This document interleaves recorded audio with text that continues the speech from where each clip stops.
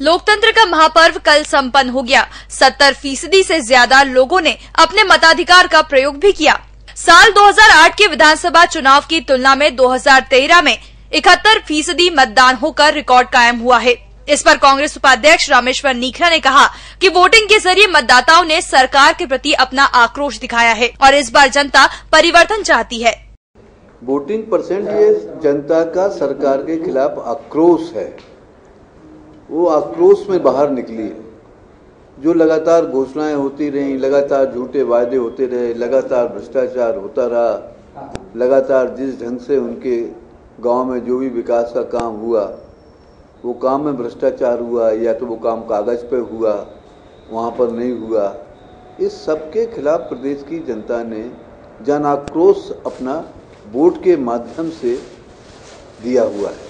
वहीं कांग्रेस द्वारा निर्वाचन आयोग में शिकायत दर्ज कराने के मामले पर उपाध्यक्ष रामेश्वर नीखरा ने कहा कि कई जगह ईवीएम मशीनों में गड़बड़ी की शिकायत मिली कि पंजे पर लोग बटन दबा रहे थे और लाइट कमल की जल रही थी। साथ ही कई जगहों पर हमारे कार्यकर्ताओं पर फायरिंग की गई, जिसमें बेगुनाह लोगों की मौत हो गई।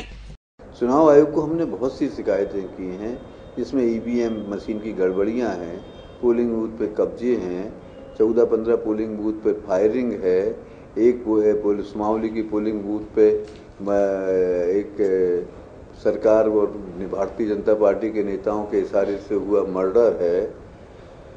यहाँ कसरावद में जो मर्डर हुआ है उसमें भारतीय जनता पार्टी के नेता इन्वॉल्व हैं। खरगोन में जो हुआ है उसमें भी भारतीय जनता पार्टी के नेता इन्वॉल्व हैं।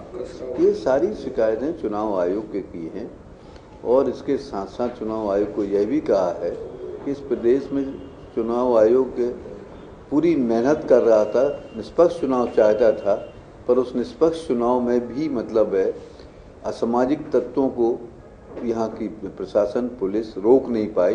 वो जगह जगह खड़े मिले, जगह जगह लोगों को पैसे बांटते मिले, बाहर के लोग दूसरी कॉन्स्टिट्यूंसी में जाते हुए मिले। ये सारी शिकायतें हमने चुनाव पर हम लोगों के पास भी यहाँ इतना समय नहीं था और हमको मालूम भी नहीं था कि कहाँ कहाँ बहिष्कार होने वाला है। सरकार की मशीनरी है, इसको मालूम था, तो ये मशीनरी फेल रही उस मामले में उनको समझाने में। इस बार विधानसभा चुनाव कई मायनों में अहम रहा, जहां एक तरफ इस बार रिकॉर्ड तोड़ 71% मतदान हुए, तो दूसरी ओर जनता में मतदान को लेकर इतना उत्साह पहले कभी देखने को नहीं मिला। लेकिन आखिरी फैसला तो 8 दिसंबर को विधानसभा चुनाव के नतीजे ही तय करेंगे। EMS न्यूज के लिए कैमरा पर्सन डैनी खान के साथ रुमाना अलवी की रिपोर्ट।